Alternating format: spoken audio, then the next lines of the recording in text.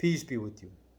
This video is about liberty and the separation of church and state. I decided to make this video because in modern times, when I hear talk about separation of church and state, people are talking about completely removing the moral commandments that God has placed upon us as people, not in just in Christianity, not just in Islam, but in all faiths.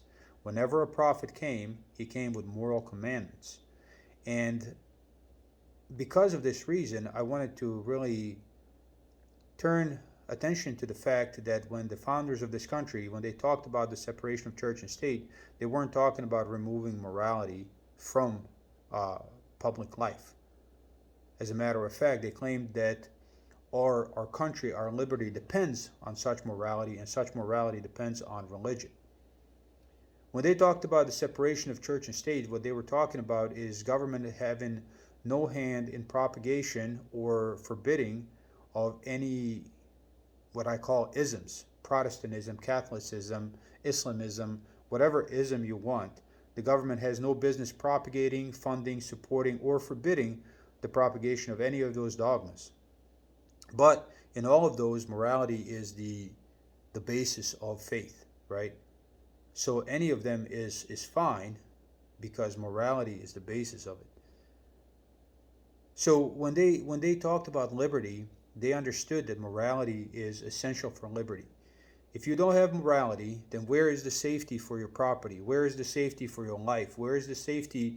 How are you going to avoid being raped? How are you going to avoid being robbed? How are you going to avoid from people, assaulting you all the time? How are you going to avoid any of that?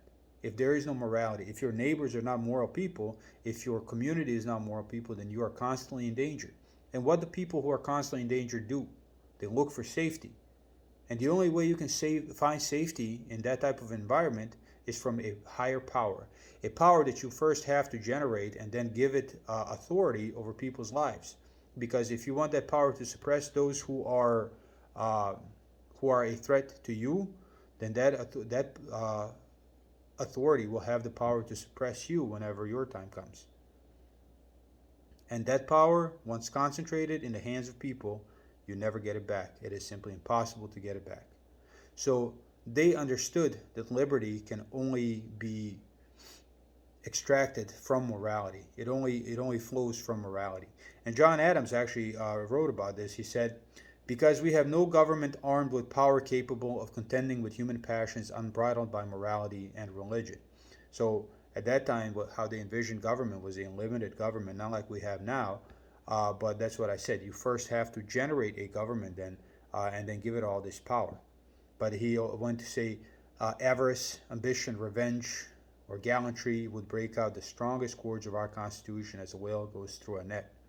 Our Constitution was made only for a moral and religious people. It is wholly inadequate to the government of any other. Because the Constitution is a basis for liberty, the idea was that we as people should be free to do as we want. But that only works if we as people are moral. So what we want to be is moral people. That means we are not liars, we're not thieves, we're not anything. We are moral people. So that is the only way you can be free, and that's what he understood. A constitution that guarantees freedom and liberty is wholly inadequate to an immoral society, which in that case everybody will do what they want, and there will be no safety for anyone, and that piece of paper, it will be worthless. And then George Washington, in his farewell address, while he was relinquishing the presidency of the United States in 1796, he said, "Of all the dispositions and habits which lead to political prosperity, religion and morality are indispensable supports." So he is agreeing with John Adams, or John Adams is agreeing with him. In vain would a man claim the tribute of patriotism who should labor to subvert these great pillars of human happiness, these firmest props of the duties of men and citizens.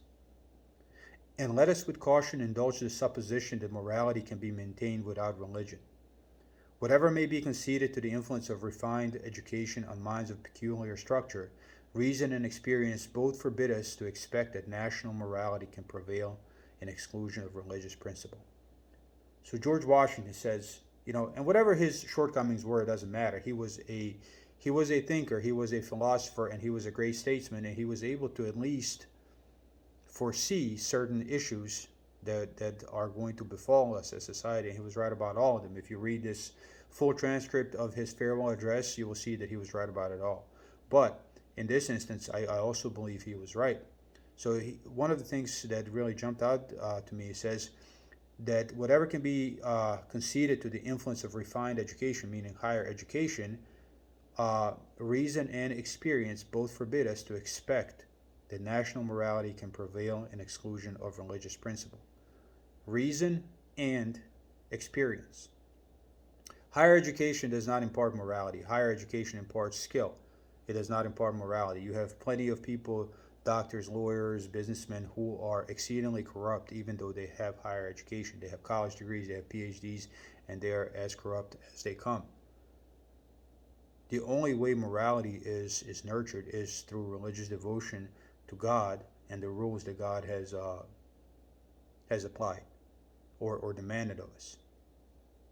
And of all of things that we can do politically as a nation, religion and morality are indispensable supports.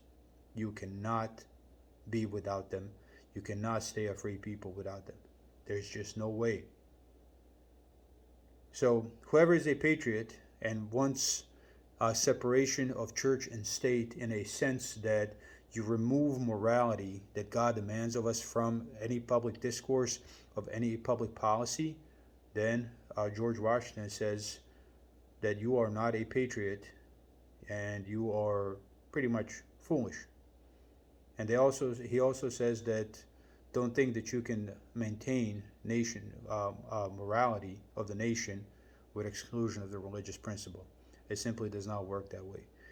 Our nature is by nature. Our nature is selfishness. We are all selfish. We all wake up in the morning. We all think about what we're going to eat, where we're going to go, what we're going to do, and that is just life.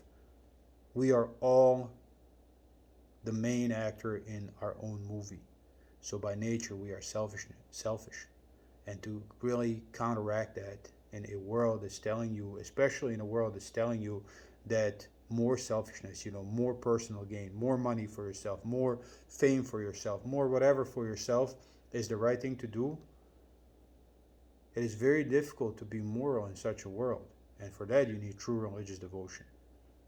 So, separation of church and state, in a sense that they thought about, is a good thing. No state should create a religion, and no state should force people to observe a certain dogma.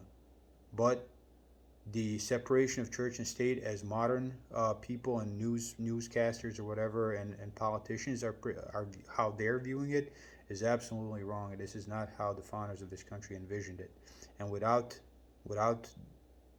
morality and religion in politics and in public discourse, the ability of people to be free will be forever eroded, and we will never be free again.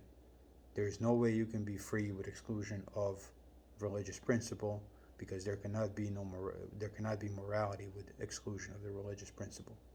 That's it.